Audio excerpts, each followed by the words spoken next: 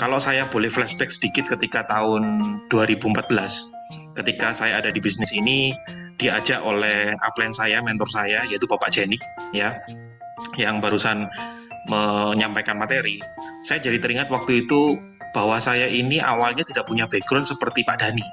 Kalau Pak Dhani kan memang orang yang memang sudah bibitnya punya pengusaha gitu ya, menjadi seorang pengusaha. Sedangkan pada waktu itu ketika saya diajak oleh upline mentor saya yaitu Bapak Jenik, waktu itu saya menjadi seorang guru, teman-teman. Ya.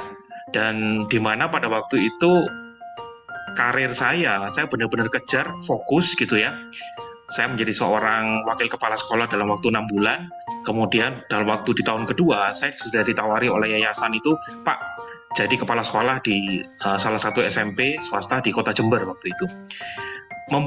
Buat saya menarik adalah ketika waktu itu karir saya yang saya kejar waktu itu ya saya happy karena itu passion saya. Passion saya itu mengajar, passion saya itu menjadi guru gitu. Tetapi memang ada sebuah keterbatasan yang waktu itu saya miliki. Bapak Ibu tahu semua lah apa itu, yaitu ya income gitu kan.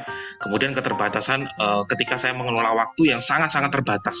Jam setengah 6 pagi, jam 6 pagi saya harus sudah sampai di sekolah, karena anak-anak itu jam setengah 7, jam 7 sudah mulai pembelajaran gitu ya. Jadi gurunya harus mengawali, dan ketika pulang, waktu itu full day, jadi jam 3, jam 4 sore saya sudah habis di sekolah gitu kan.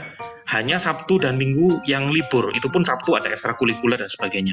Nah, ketika itu mentor saya Pak Jenik menawarkan sebuah konsep yang menurut saya waktu itu ini agak aneh. Kenapa? Karena saya tidak punya latar belakang seperti teman-teman yang mungkin ada di ruangan ini sebagai seorang pengusaha gitu ya. Hampir semua keluarga saya adalah menjadi seorang pegawai. Ada yang guru, ada yang kepala sekolah, ada yang bekerja di perusahaan swasta ya. Jadi kami secara pure saya tidak memiliki sebuah latar belakang yang cukup atau circle yang cukup untuk bisa melihat bisnis yang ditawarkan oleh Pak Jenik.